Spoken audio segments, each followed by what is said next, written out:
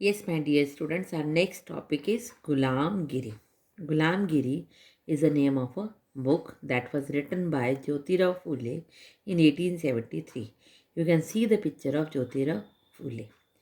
He belonged to the lower caste group and he went to the missionary schools. In the previous video, I told you Christian missionaries have given the opportunity to the lower caste peoples and he became the leader of the lower caste group. So let us read them in brief. One of the most vocal amongst the lower caste leaders was Jyotirao Phule. Underline the sentence. When he was born in 1827. He studied in schools set up by Christian missionaries. On growing up, he developed his own ideas about injustice.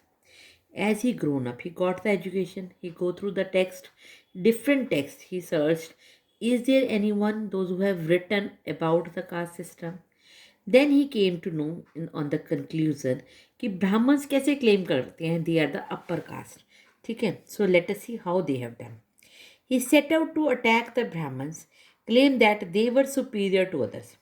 सबसे पहला attack उन्होंने Brahmins पे किया क्योंकि Brahmins लोग थे वो अपने आप को अपर कास्ट का कहते थे. सिंस देवर आर्यंस, ब्राह्मण्स कब से क्लेम करते हैं कि अपर कास्ट के, क्योंकि वो किससे बिलोंग करते हैं, आर्य के वेंचर्स हैं वो. Fully argued that Aryans were foreigners. अब इन्होंने हिस्ट्री पढ़ा और हिस्ट्री के बाद डिसाइड किया और बताया लोगों को कि अगर आप कहते हो हम आर्यन से बिलोंग करते हैं तो आर्यंस तो फॉरनर्स थे who came from outside the subcontinent, वो बाहर से आए थे, and defeated the subjects the true children of the country. और जो भारत के यहाँ के नेचुरल लोग हैं, नेटिव पीपल हैं, that were the lower caste जिन्हें कहा गया है, उन्होंने उनको हराया था. There were so many reasons. वो इकोनॉमिकली स्ट्रॉन्ग नहीं थे, वो वीकर सेक्शन से बिलोंग करते थे. Those who had lived here from before the coming of the Aryans, as the Aryans establish the dominance, they began looking at defeated the population as inferior as low caste people. क्योंकि हम लोग उनसे हार चुके थे तो इसीलिए इन group को इन्होंने क्या कंसिडर किया है, लोअर कास्ट, और अपने आप को क्या समझने लग गए ये लोग, अपर कास्ट. तो ज्योतिराव फुले ने लोगों को जागरूक किया, अवेयर किया उनको. According to the Phule, the upper caste had no right to their land and power.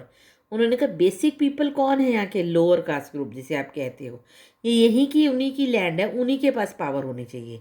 In reality the land belong to the indigenous people, the so called low caste. ये धरती किसकी है, इसका मतलब लो कास्ट लोगों की, क्योंकि ब्राह्मण्स लोग, आर्यंस लोग तो बाहर से आए हुए हैं, तो ये उनका पर्सनल एरिया नहीं हो सकता. Phule claim that before Aryan rule there existed a golden age. अब फूले सतयुग की बात कर रहे हैं कि आर्यन से पहले यहाँ क्या था, सतयुग था, कोई कास्ट सिस्टम नहीं थी. When warriors peasants tilled the land and ruled the Maratha countryside in just and fair ways. Maratha लोग रूल करते थे, हिंदू इज़म था, बट यहाँ पे फेयर था सब कुछ, कहीं पर भी इस तरह से मिसबिहेव नहीं किया जाता था. He proposed the Shudras and Atishudras. Shudras किसको कहा, शूद्रास उस ग्रुप को कहा जो लेबर कास्ट का काम करते थे, लेबर का वर्क करते थे, और अतिशूद्रास जिन्हें जैसे हमने कहा चमार, चंडाल, इन्हें अनटचेबल कहा कि इनको छूना भी पाप है. Should unite to challenge the caste discrimination, कि इन सबको इकट्ठा हो जाना चाहिए और कास्ट डिस्क्रिमिनेशन के अगेंस्ट बोलना चाहिए.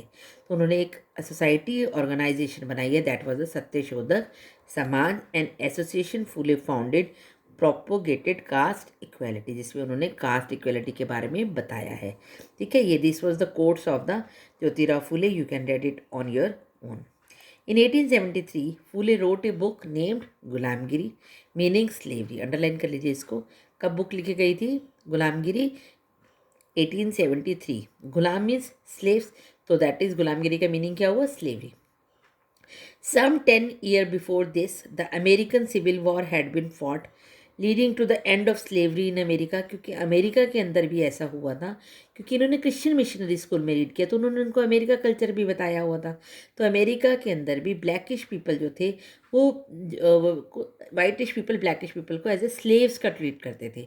तो Phule dedicated his book to all those Americans who had fought to free slaves. उन सब के लिए उसने डेडिकेट किया इस बुक को कि जिन्होंने स्लेव्स को आज़ाद किया है.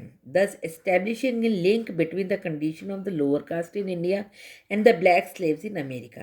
तो तो उन्होंने क्या कंपैरिजन करने की कोशिश की यहाँ पे कि जो हमारे साथ हो रहा है ना हमारे भारत के अंदर लोअर कास्ट लोगों के साथ, वैसा ही ब्लैक स्लेव्स के साथ अमेरिका में हो जाता था। तो उन्होंने इस दोनों चीज़ों को बुक में कंसिडर करके दिखाया है।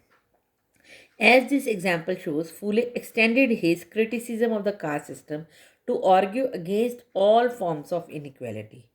हर तरह की inequality के against थे फूले. He was concerned about the plight of upper caste women. उन्होंने अपर कास्ट वुमेन के बारे में भी कहा। अब आप कहोगे मैम अपर कास्ट वुमेन को क्या प्रॉब्लम थी? बेटा अपर कास्ट जो वुमेन थी वो डिपेंडेंट थी ऑन द मैन, ठीक है। मैन इनकम देगा तथा उनको तो वो घर का ही काम कर सकती, तो उनको तो बाहर निकलने की भी परमिशन नहीं होती थी। तो उन लोगों को भी कहा कि इन्होंने वहाँ पे भी सप्रेस किया हुआ है वुमेन्स को। The miseries of the labours के साथ भी मिसबिहेव करते हैं, and the humiliation of the low caste, और लो कास्ट लोगों के साथ तो बहुत पुअर बिहेवियर है इन लोगों का। So they thought and they explained against all the categories where the inequality exist. This movement for caste reform was continued in the 20th century by other greater leaders like B.R. Ambedkar in Western India and E.V. Ramaswamy in the South. तो हम B R Ambedkar के बारे में भी read करेंगे, EV. Ramaswamy के बारे में बात करेंगे। तो because these reformers continued this project कि ये लोअर कास्ट और जो अपर कास्ट का ग्रुप है, जो कास्टिज्म है हमारे इंडिया से, that should be removed. So let us see in the next video how B R Ambedkar done this.